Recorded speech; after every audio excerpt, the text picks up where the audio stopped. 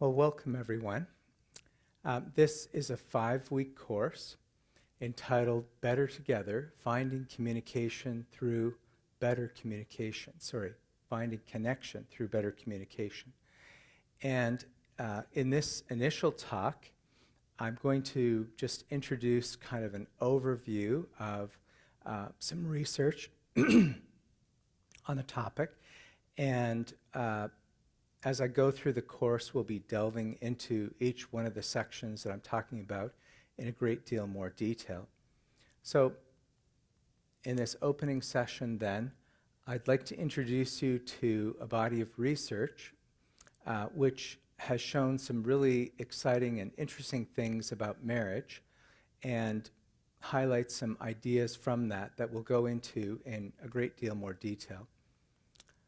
So I think each one of us, as we enter into marriage, we want to have a kind of fairy tale marriage, a happily ever after.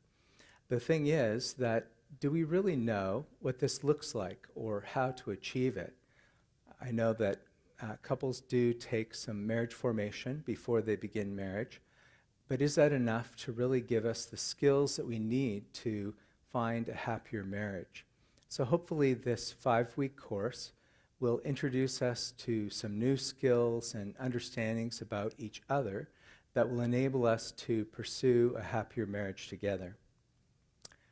So first of all, if we want to have a better marriage, how do we know what we should listen to? We might hear some advice and it sounds good. Should we follow it? We might read some research on marriage, but how valid is that research? And even if there's recommendations for behavior, are these doable recommendations? Sometimes there's been things that researchers have told couples they should do that turned out to be nearly impossible.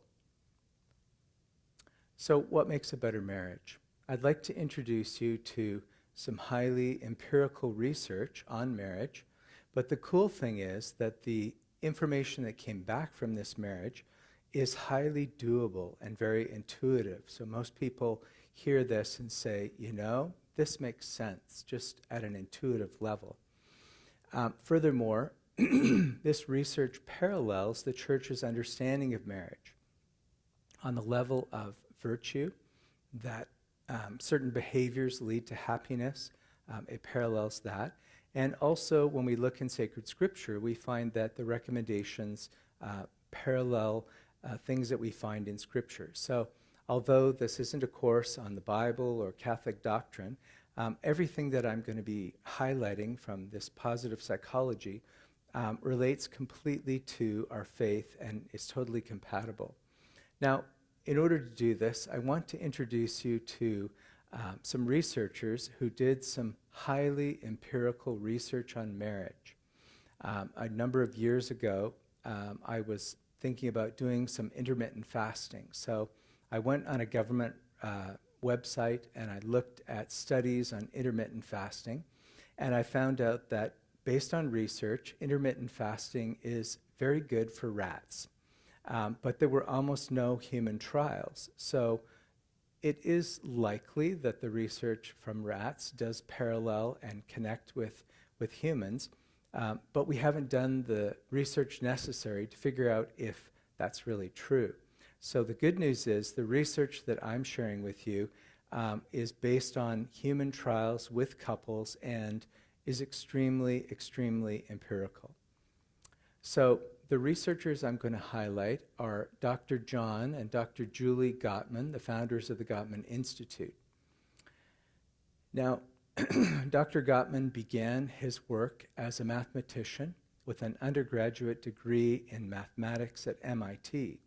And that background generally does not seem like it would be the kind of background that would lead to him going into this kind of research. But he went on to do a PhD in research psychology, and his idea was that he wanted to use very empirical methods. He wanted math. He wanted highly observable things that he could benchmark as being scientific, and apply this to the study of couples. So he created a laboratory. He put couples in the laboratory and he studied them. Now, on the surface, that sounds really weird. When we hear the word laboratory, we often think of beakers and people in white lab coats and so forth. But what he actually did was a little bit different. So he created something that was later dubbed the Love Lab. And it was basically a comfortable apartment near the University of Washington. And they would put couples in this laboratory for the entire weekend. So it was a kind of natural environment. Now, how rigorous was the study? I don't want to spend too much time, but I want to convince you that he has gone above and beyond in how he conducted this research. He followed more than 3,000 couples for 40 years. Now, I think this is an old count. The later count I've heard is 3,400 couples. The couples were observed in this laboratory apartment that resembled a normal apartment situation, and they were asked to engage in certain kinds of conversations. They were asked to have some conflict discussions, deliberately discussing a topic of ongoing disagreement between the couple. And they were also asked to recall how they met and talk about their shared goals or discuss pleasant memories that they had together. So the conversations over the weekend were then, basically there were videos throughout the entire apartment except in the bedroom and the bathroom. And the footage was taken and transcribed so that every word they said to each other was transcribed. And then they would analyze this footage and track emotional expressions, facial micro-expressions. They were actually pioneers in coding emotions on people's faces. They looked at body language, tone of voice, verbal content, and perhaps a little less naturally, they did hook people up to monitors. They measured heart rate, blood pressure, skin conductance or sweat response, facial muscle tension, and this allowed the researchers to detect stress, emotional arousal, signs of physiological flooding, where one or the other partner became emotionally overwhelmed during these conversations. They developed their own behavioral coding systems. Eventually, today, they would put people in front of cameras and computer AI would code all this for them. But initially, this was done observationally with assistants, otherwise known as grad students. They looked for positive behaviors, expressions of affection, humor, interest, validation of other partner's point of view, and they observed 4 negative behaviors that we will look at in some detail: criticism, contempt, defensiveness, and stonewalling. They also looked for repair attempts in conflict, efforts to de-escalate the conflict, making a joke, replying with a soft statement, validating something the other person said. They also had the couples complete detailed surveys about their relationship satisfaction, history, conflict style, friendship, intimacy, shared values. And this observational data was correlated with their subjective experience as a couple. In early studies, they had a key longitudinal study that followed 130 newlywed couples for 6 years. And after analyzing just 15 minutes of a conflict discussion, they were able to analyze and predict which couples would get divorced of the couples that came into the lab. And by the way, this was a small cohort of couples that they observed. Initially, they released the data and said that with 95% accuracy, if a couple would spend a weekend in their lab and they could analyze a conflict discussion, they could predict with 95% accuracy whether the couple would be divorced within 6 years. Over time, they became a little more humble, and now they say 90%. In another study, They followed 700 couples for 12 years, and they were looking at emotional disengagement. And among these couples, this was another window for divorce in about, I think, 19 years. So if I asked you a question, if a couple was experiencing distress and difficulty in the early years of their marriage, how long would the average couple in distress wait for asking for help? So think of a couple, they've just been married, but it's not going well and they're having difficulty. How long do you think the average couple would wait before they tried to get help? Think about that for a second, and when you have a number in your mind, I'll tell you what their research found. So they found that the average couple in distress would get divorced in 5.6 years.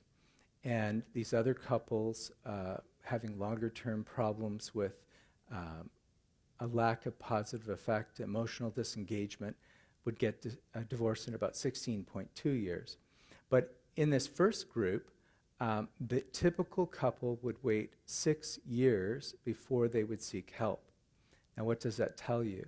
None of the couples in this original smaller cohort that were having difficulty got any help at all.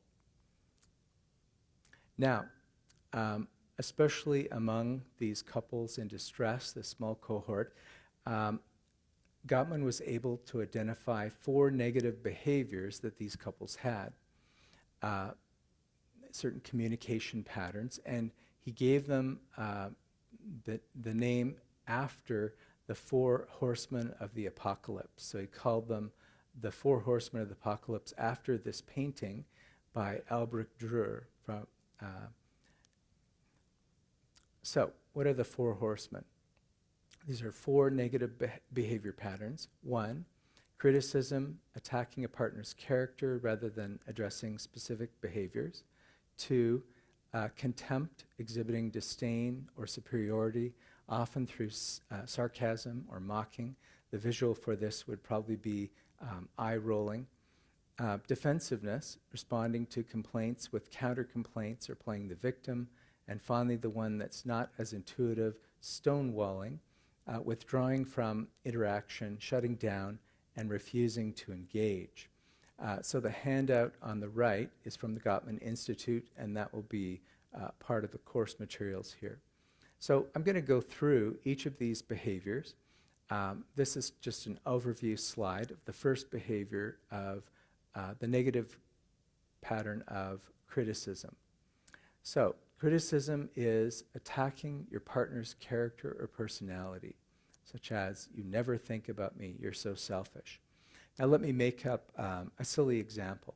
Let's say we have a couple, Tom and Mary, and Tom has just arrived home from work, and the very first thing that Mary says to him when he walks in the door is, "Tom, you are such a slob. You left your socks all over the bedroom floor. I'm so upset with you." So that would be an example of criticism. And if you think about it, if that is the very first thing that Tom hears when he walks in the door, what would you predict the following conversation would sound like? So Gottman did, even though these couples had these behaviors and ended up getting divorced, he didn't want to leave them here. He wanted to create an antidote for each one of these behaviors. So for criticism, his antidote was a gentle startup. So he discovered that 95% of the time, the way that a conversation begins determines how it's going to end. Now, the little example of a criticism that I gave you is actually a very mild one. I could ramp it up a little bit, and I could say, "Tom, there must be something wrong with you. You are such a slob. You never pick up your socks." So criticisms can go up, up, up, or they can be mild. But you get the idea. So the antidote, and we're going to go into this in a lot of detail later, is to use I statements and focus on expressing your feelings and needs without blame. So perhaps Mary says, it's been a really difficult work week and I'm really stressed out, and seeing all your socks on the floor is causing me to be more stressed. Do you think you could help me pick them up? Now, if you go from the worst criticism I gave to that statement, and then you kind of predict how is Tom going to respond, likely Tom is going to give a much nicer response, and the evening is going to go a lot better. Another example, I feel hurt when you leave dishes in the sink. I'd really appreciate it if you could help me clean the kitchen. And I wanted to point out, as I said, underlying all of this, it matches very clearly with our Christian tradition. So, in fact, in ancient Hebrew culture, there's a book of the Bible called Proverbs, which is short, little, pithy sayings, for advice for a person as they grow up. And here's a proverb: a soft answer turns away wrath, but a harsh word stirs up anger. I think that is exactly a soft startup. All right.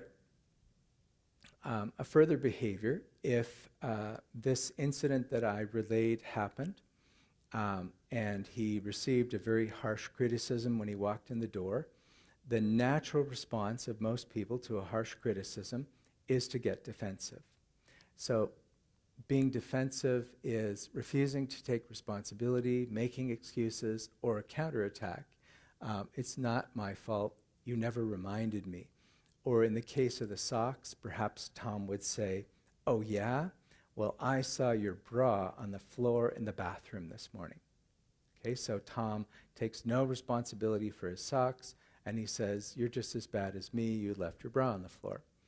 The antidote is to take responsibility for our part in the conflict. So even if a conflict blows up and you think your partner is like 90% to blame, maybe poor old Tom has a sense of humor and he makes a joke about Mary's mother, and Mary is upset.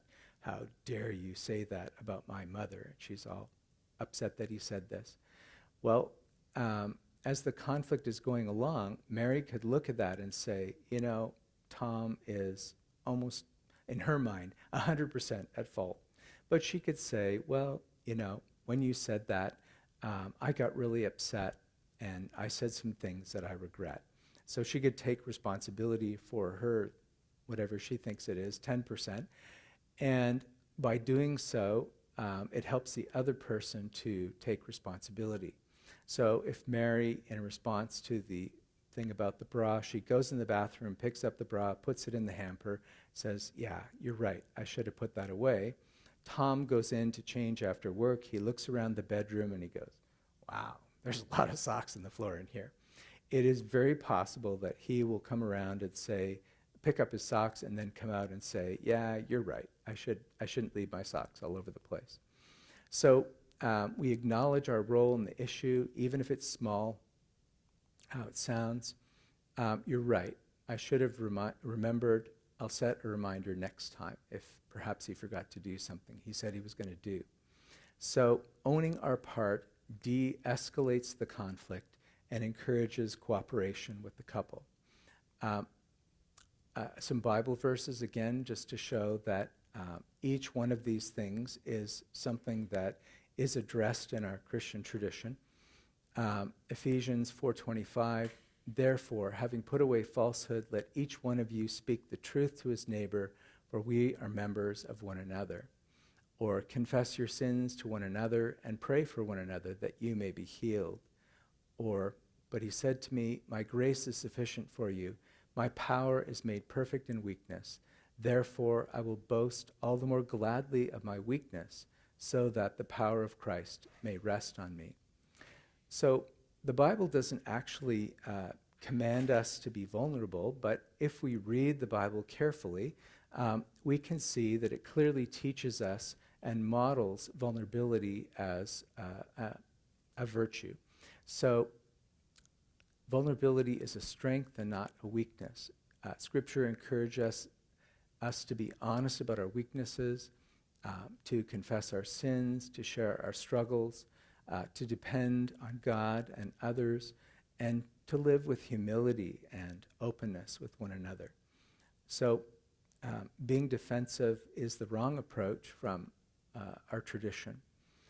A fourth negative behavior is called stonewalling. This one isn't really as intuitive to us. This is just my overview slide. But it is to withdraw from interaction, shutting down, refusing to engage, often in response to feeling overwhelmed. So remember that these couples are in an apartment and there's cameras everywhere. The cameras are rolling. So they would take what's usually a guy who was doing this, and they would put him in front of the video footage and they would say, "Tell me what you were thinking when you shut down right here." And very often the guy would say, "Well, I was actually feeling overwhelmed with emotion, and I didn't want to say anything stupid or do anything stupid, so I decided the best thing, the safest thing to do would just to be very quiet in this moment." And when we hear that, we might think, well, maybe this isn't a negative behavior at all. I mean, after all, it's better than, blowing up and launching into saying things that he'll regret. But remember, the cameras are rolling, and usually the wife, the camera pans back to the wife's response to the husband shutting down, not saying anything, becoming quiet, and her emotional state is just going up and up and up. "I asked you a question. Why aren't you answering me? Why are you being quiet?" And so the researchers made a game show sound, a big red X, bzzzt. Clearly this behavior is not a good behavior at all. And so they wanted to find some kind of solution. So what's the antidote? Well, the antidote is for that person who's become overwhelmed with emotion, and it's very likely that both of them are overwhelmed with emotion, they suggest that you take a break and calm down before re-engaging in a healthy way. Now, if you have gotten overwhelmed with emotion, your body is actually flooded with a stress hormone, cortisol, and it can take varying times, but generally it takes about 20 minutes for you to calm down. So they suggest that the couple, first of all, that the husband might say to the wife, "Hey," if he was a Renaissance man, he'd say, "I'm feeling overwhelmed with emotion." But he might just say, "Can we just take a break?" And typically the wife would look at him and say, "That's an emotionally intelligent thing to say. I'm kind of getting upset too. Yes, let's take a break." So maybe the wife would, in this apartment, go to the bathroom where there's no cameras, and she would run a bubble bath and listen to some nice, relaxing Norwegian heavy metal music. And the husband, I can't really predict what a man would do to relax. It could be a whole variety of things. Maybe he'd take the dog for a walk, go for a run, go shoot ducks, ride a motorcycle. But whatever a guy does, he would go away, do something that is emotionally self-soothing, relaxing. And then after 20 minutes, they would ask the couple to come back together, and they would specifically ask the person who had shut down with stonewalling to share what they were feeling when this took place. And again, back to my silly beginning example with Mary and Tom, maybe Tom would say, "Well, actually, I was feeling really underappreciated because I didn't have to wake up early this morning for work, but I woke up early, I made you breakfast, I spent time with you," and he's a Renaissance man, so I did the dishes, I got dinner ready, I don't know, I vacuumed the living room, whatever, and then I went off to work. And the very first thing you said to me when I walked in the door was, "You are such a slob, there must be something wrong with you." And I just felt really underappreciated. Now, truthfully, any woman who heard that statement would immediately feel bad. I don't want you to feel underappreciated.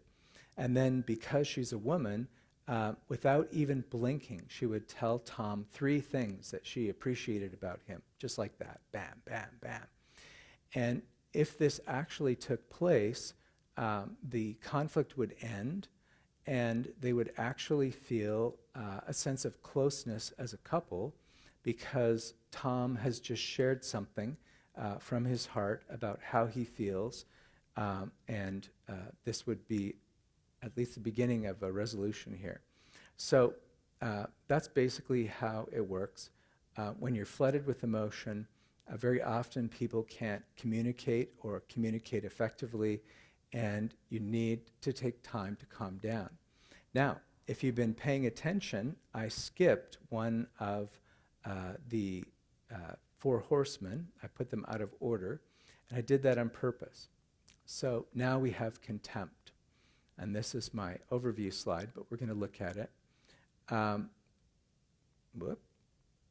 So the definition is speaking down to your partner with sarcasm, ridicule, name-calling, eye-rolling, or mockery. And it usually conveys a sense of disgust and superiority.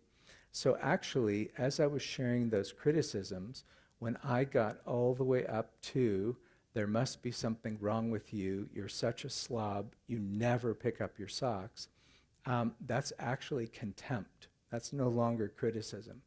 It's gone over the line. Now, again, contempt happens when we don't engage in emotional self-regulation during a conflict, and Scripture tells us that we should do this. Let every person be quick to hear, slow to speak, slow to anger, for the anger of man does not produce the righteousness of God. And St. Paul says, be angry and do not sin. Do not let the sun go down on your anger, and give no opportunity to the devil. Again, we're going to loop back to this in the later lectures here, but anger is simply an emotion. So we don't go, bless me, Father, I was angry. And then what happened? Okay, so simply being angry is an emotion. So let's look here. Contempt is sarcasm, mockery.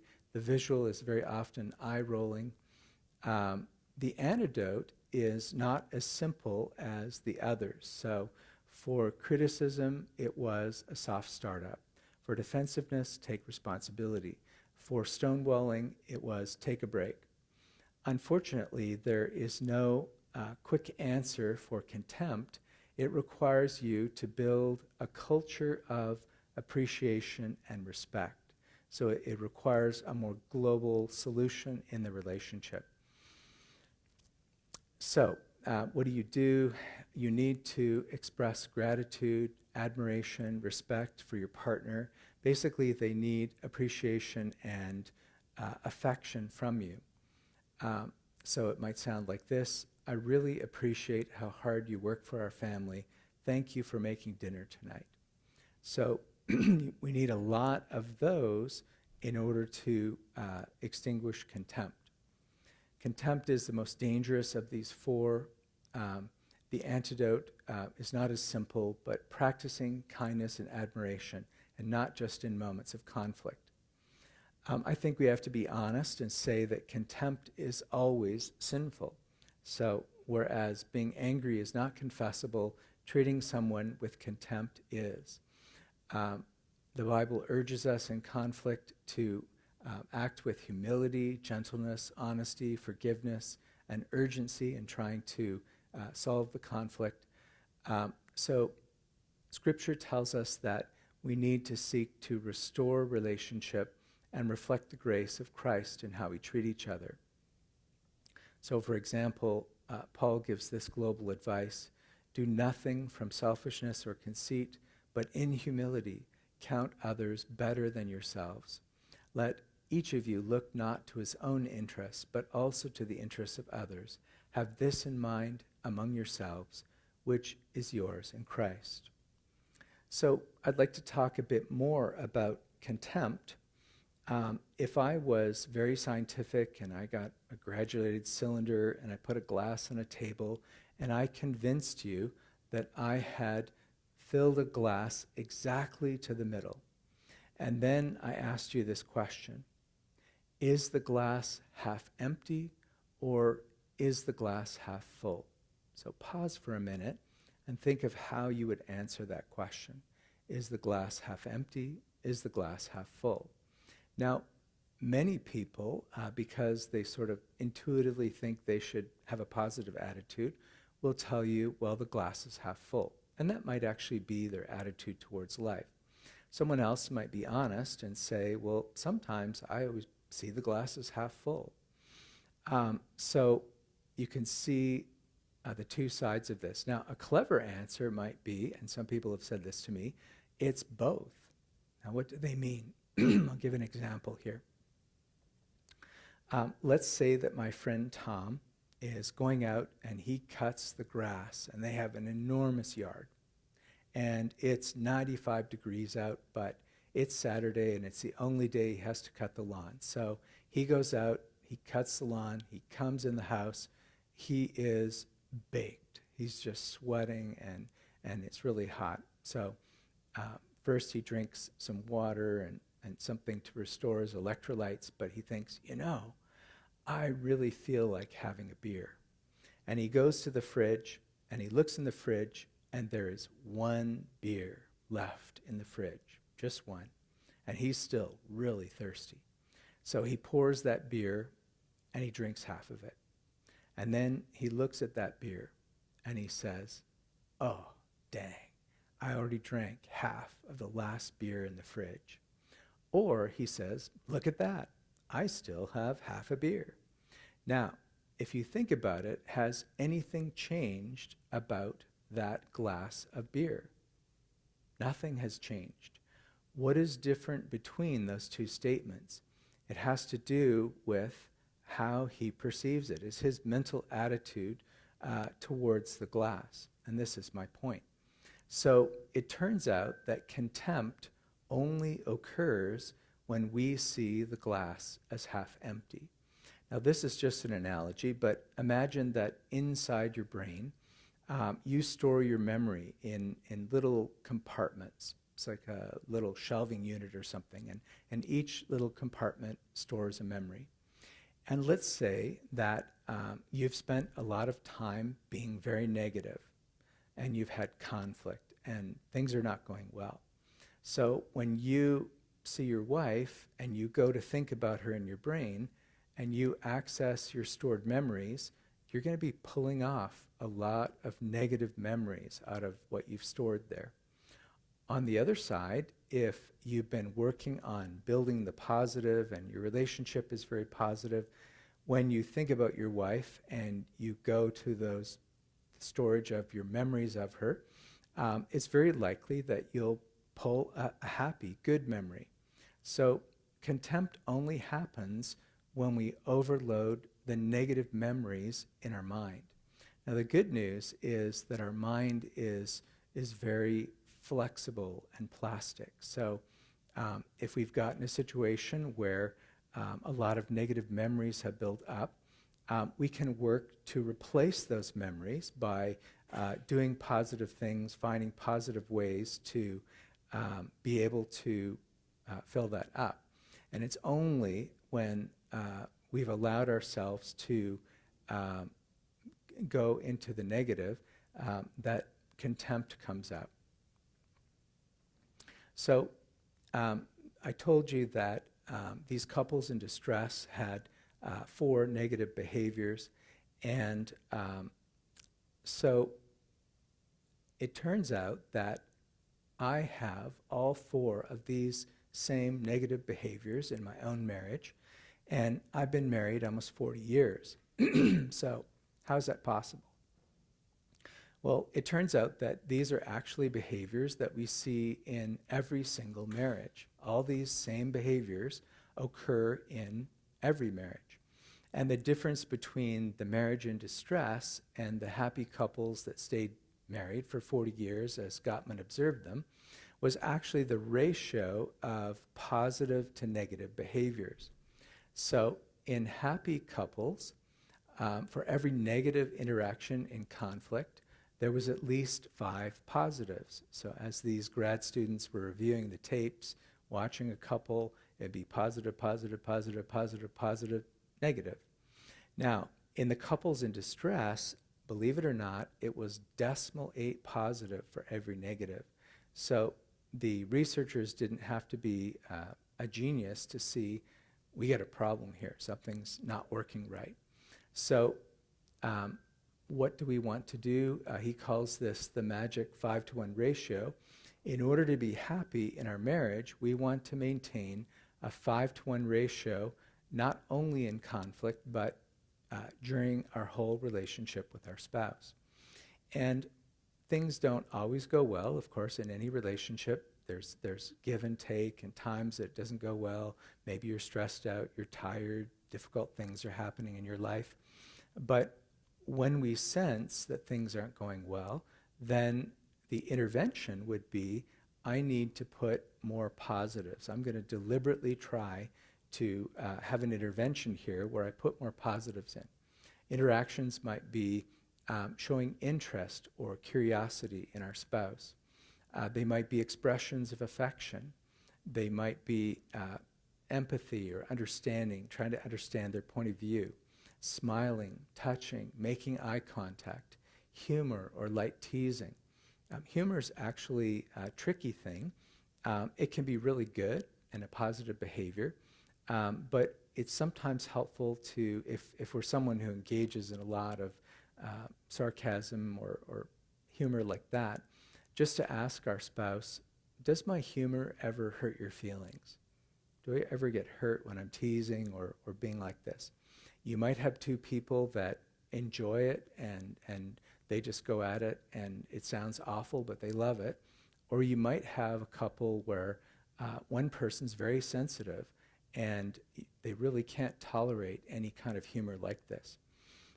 Saying thank you and I appreciate you. Very often, once we're married, it's easy to get so casual in the relationship that we're actually treating our spouse less politely and less appreciative than we would be if we were visiting someone else or if we had a guest in our home.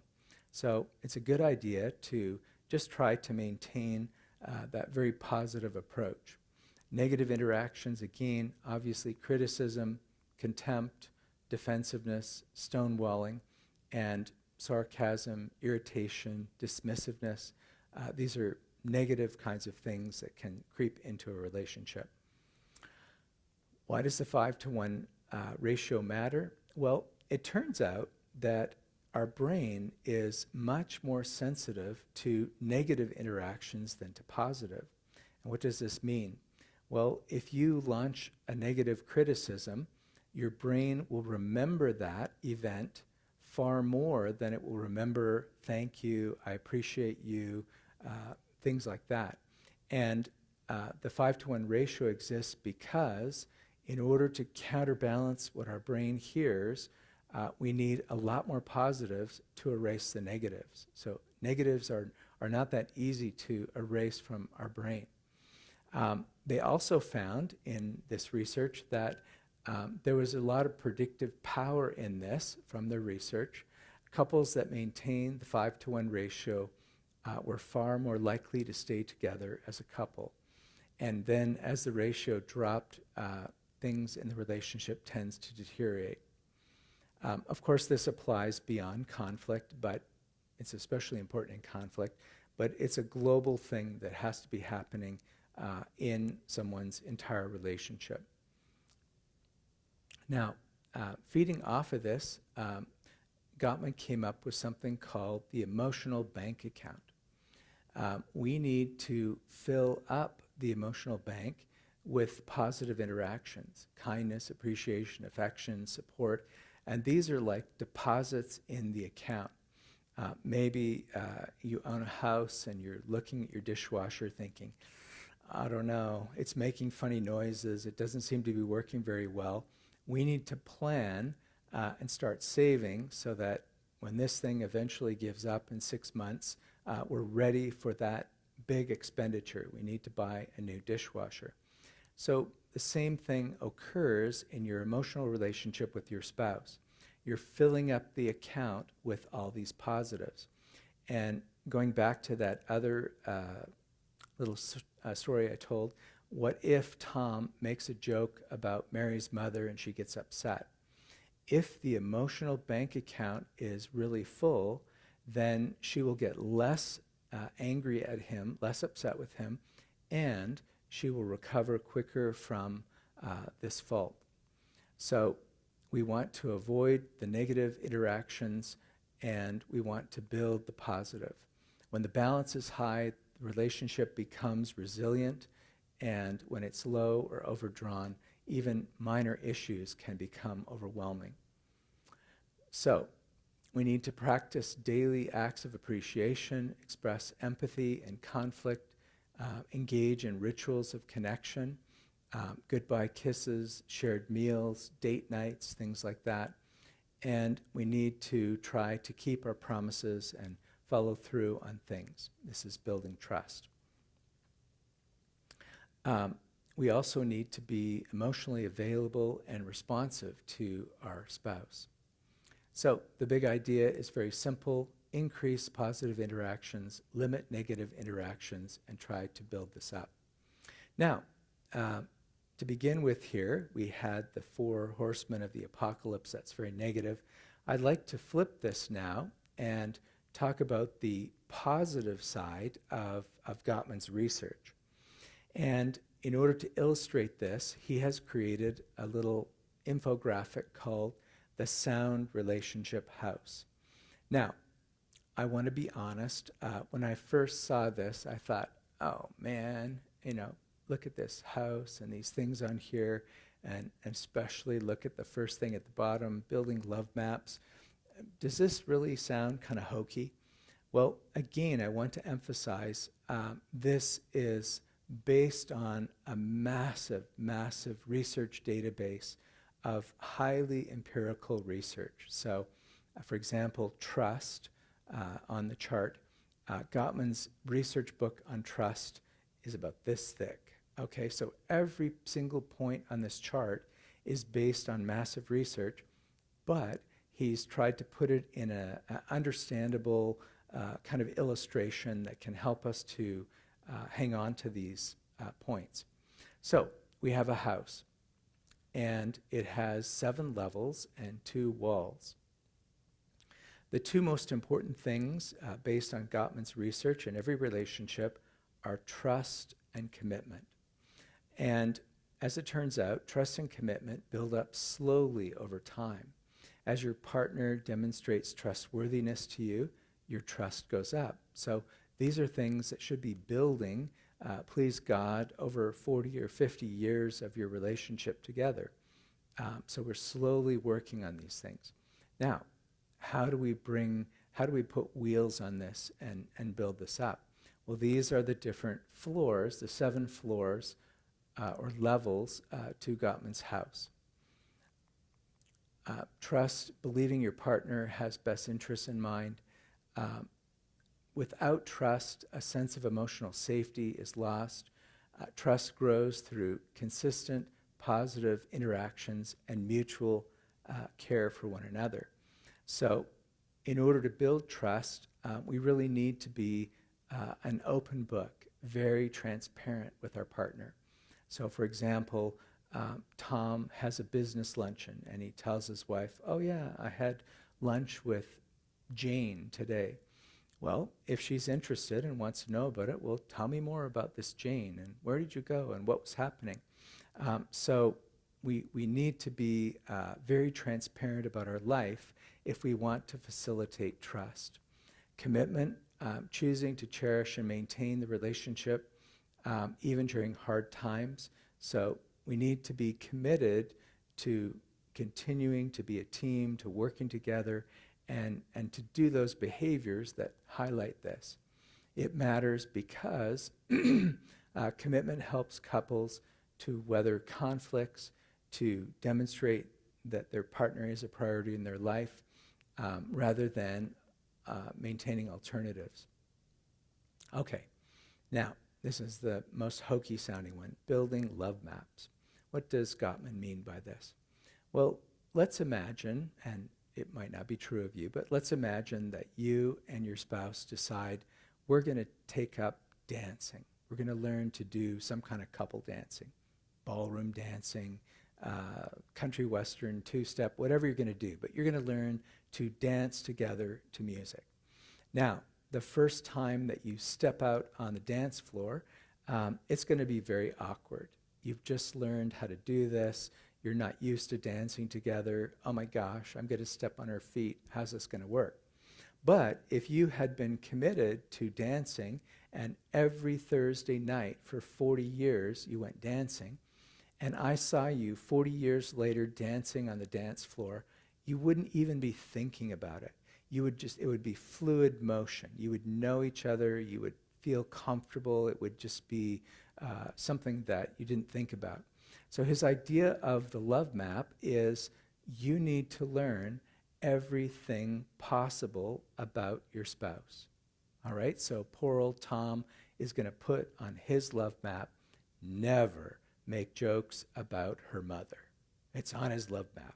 That road is closed. If this is his GPS, that street is blocked. Do not go down that street.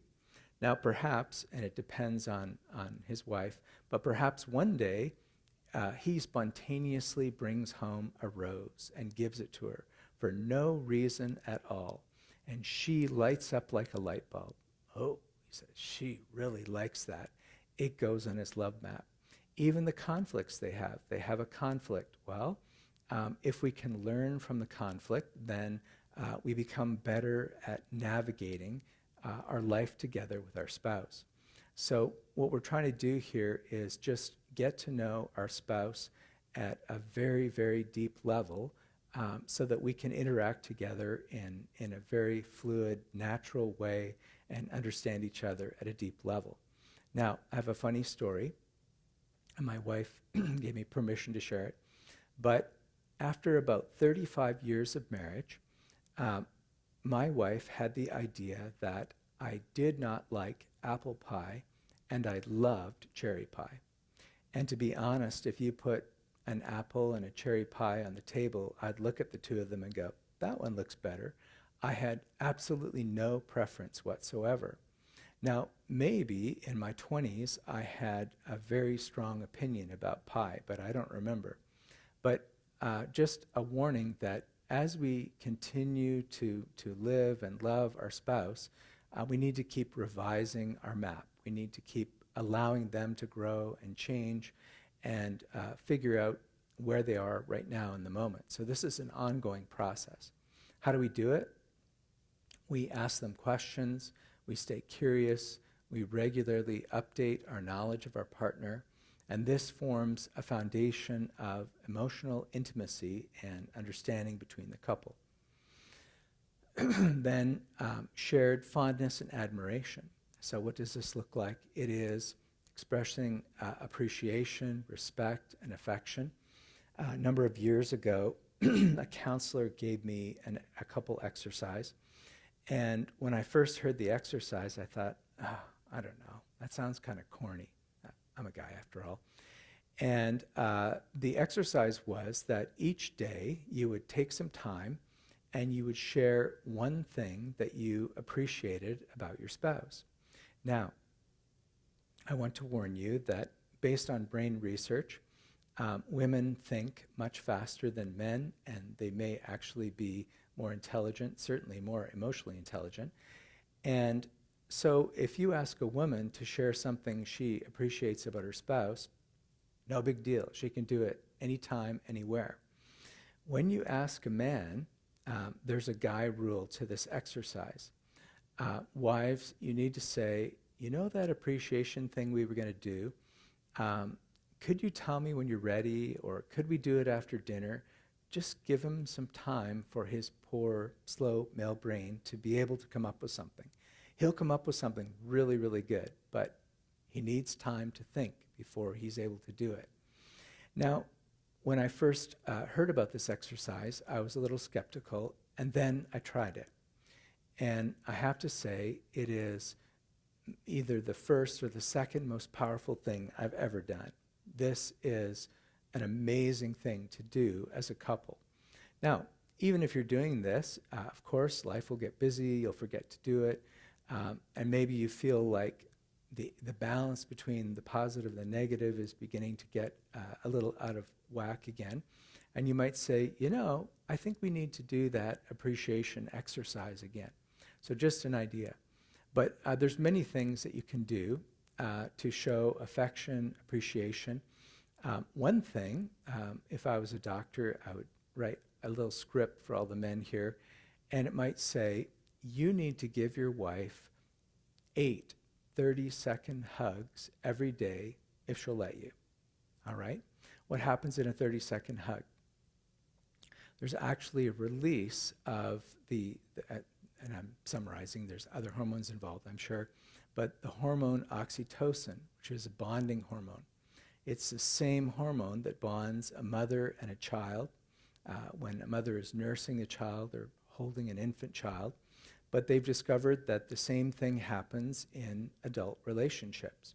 So giving a hug, giving a 30-second hug, is a profound way to put a positive into the relationship. Now, I purposely made this number very high. If you think about this, in the midst of busy life, you wake up in the morning, you give your wife a hug. Before breakfast, you give her a hug. On the way outdoor, you give her a hug. You've only made 3 hugs, all right? So I realize that 8 is a high number, but if I told you to give 1 hug a day, you might forget. If I tell you to give 8, hopefully she'll get a few. So, in all of this, you're trying to verbally or in other ways acknowledge and value your partner, express gratitude, and this is a very powerful antidote to contempt and fosters this culture of appreciation. Another thing they discovered as they were endlessly observing couples is that during a typical time together, each partner would make what Gottman calls a bid for connection. So maybe Mary says, "Oh, did I tell you about Rowena at work?" What does Mary want? Well, Mary wants Tom to stop and look at her and say, "Oh, what happened with Rowena?" So it's just the idea that the other person is asking for your attention, and you turn to that person and you let them tell you whatever it is they're about to tell you. If you think about that, it's not really very difficult, but the enemy in this is often a world full of screens. So perhaps we have a game on the TV, or we're on our phone, we're scrolling, or maybe we brought work home and we're typing away on a computer. But those kinds of other things in our life can distract us from focusing on our partner, turning towards them, and connecting with them. And I don't really know the number, but let's say during a typical evening, each person might make 8 bids for connection. If it was a bad evening and the husband missed every single one of these bids for connection, or the wife did, the person at the end of the night is going to feel very disconnected and distant from their husband. If, on the other hand, nobody's perfect, but you perhaps connected 6 times out of 8 or 7 times out of 8, the other person is going to feel very connected. Now, there was some research that I read, I don't remember the footnote, and it's probably not as rigorous as Gottman's research, but they asked married women about their lives with their husbands, and these were unhappy women, and they said, "My husband only gives me a hug when he's trying to initiate intimacy." And obviously they were indicating that this bid for intimacy did not go very well. Now, the truth is that the conversation around initiating intimacy in marriage is one of the most difficult ones that we can have. And very often couples experience that difficulty going on for 40, 50 years.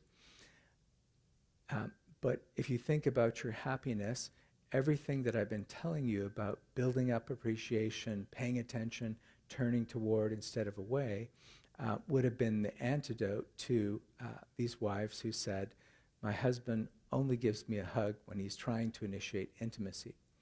All of this, of course, is building up the emotional bank account, strengthening trust and connection. All of this, of course, is building the positive perspective, the 5-to-1 ratio, trying to keep that built up. So we want to have memories in our mind of our spouse that are positive, and we want to have a sense of goodwill and positivity in the relationship. So it naturally arises when the lower three levels are strong: love maps, fondness, turning toward, and the purpose encourages forgiveness, humor, and the constructive handling of conflict. And again, we're going to go into a lot more detail as we go along.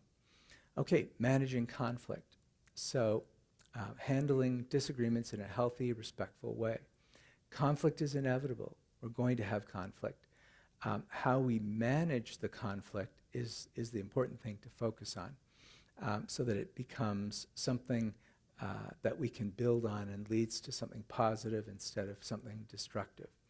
Some key components would be all the antidotes we've talked about, but using soft startups when we're trying to bring up issues, accepting influence from our partner, and we'll talk lots more about that, making repair attempts, trying to de-escalate and self-soothe if we become overwhelmed with emotion, and focusing on solvable versus perpetual problems. And again, lots more detail to come. And this keeps our disagreements from damaging the relationship. Make life dreams come true. So perhaps in my father's generation, I'm not sure that women really were allowed to have dreams. Their dream was to support their husband's dream, but they didn't really have a dream of their own. In our modern world, both men and women have dreams that they're pursuing. And so in order to support your spouse's dreams, first of all, you have to know what the dream is. So you have to know your spouse well enough to know what their dreams are. And your job is to be the greatest fan of your spouse's dreams. Help them to achieve it. So you're there. You got this. I'm encouraging you. So lots of dialogue about each other's aspirations, offering support to help them to reach their dreams. Sometimes there has to be a compromise. Well, why don't you pursue this for a while, and then when you've done that, I'll pursue something that I want to do. But we're there, very knowledgeable and working with our spouse to help each person achieve the dreams that they have. Purpose of this is to build connection and a sense of shared meaning in the relationship. And that's our next level, creating shared meaning. So there's a story told about a couple that had been married for 40 years, but had spiraled into an extremely negative kind of relationship. And finally, after 40 years, they went to a counselor, and the counselor asked them a very simple opening question: tell me how you first met. And immediately the wife lights up and she says, oh, he was such a jerk. And she goes through this list of negative things about the husband. And then he responds in kind, and he lights up and he does the same thing back. And the counselor's thinking to themselves, how did this couple ever get past their first date? You know, if this is really, truly what happened.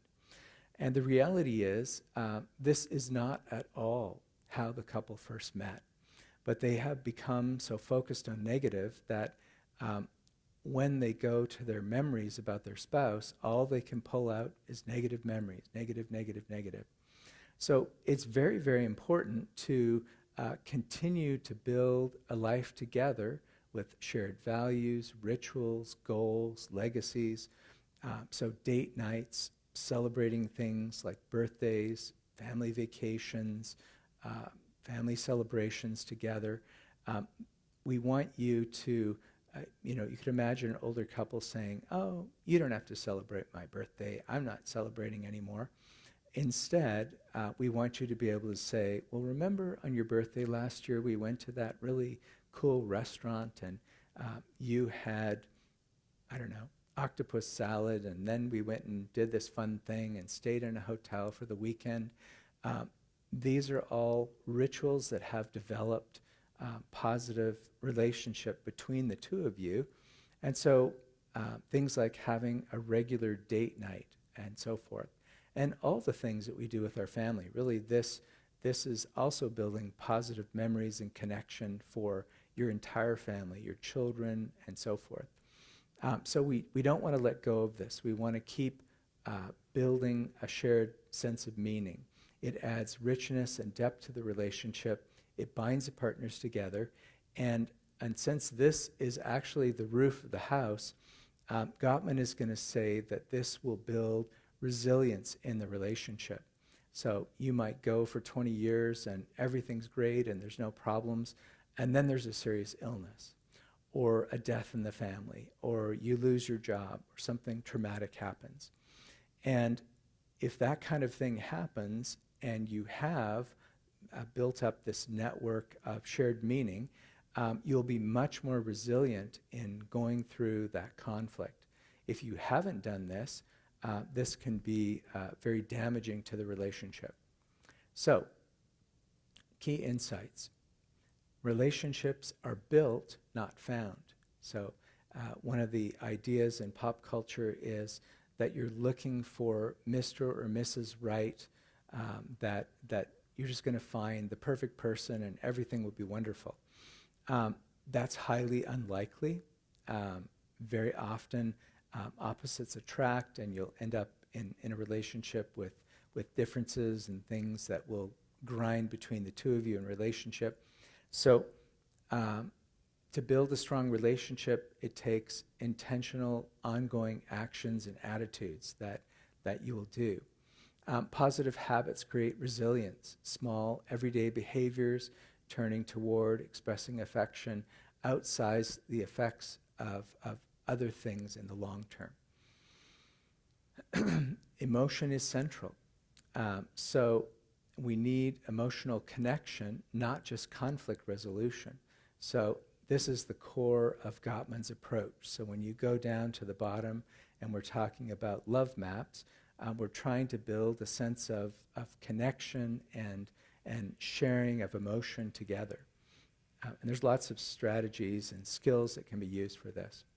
So the Sound Relationship House offers a layered, research-backed roadmap for building lasting love.